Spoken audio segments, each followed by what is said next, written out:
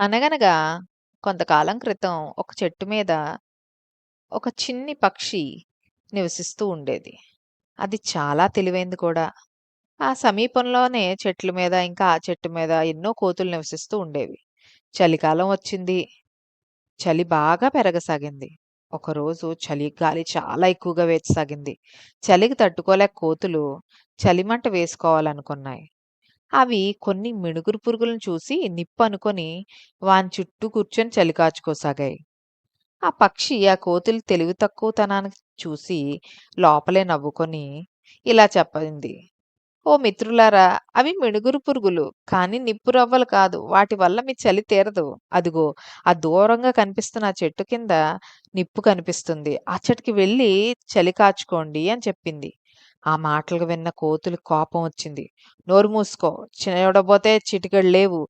నువ్వొచ్చి మాకు నీతులు చెప్తున్నావా? నీకున్నపాటి బుద్ధి మాకు లేదనుకున్నావా? నీకెంత పొగరు? అని ఆ కోతులు దాని మెడ పట్టుకొని పిసికి చంపేశాయి.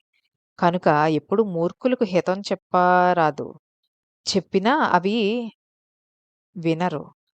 బుద్ధిహీనులు వారి మాటలు వినక తమకే హాని తలపెడతారు. అందుకే హితం చెప్పే ముందు ఆలోచించుకొని చెప్పాలి. కథ నచ్చిందా ఫ్రెండ్స్? నచ్చితే ఛానల్ సబ్స్క్రైబ్ చేయండి. కథ కంచికి మనం ఇంటికి.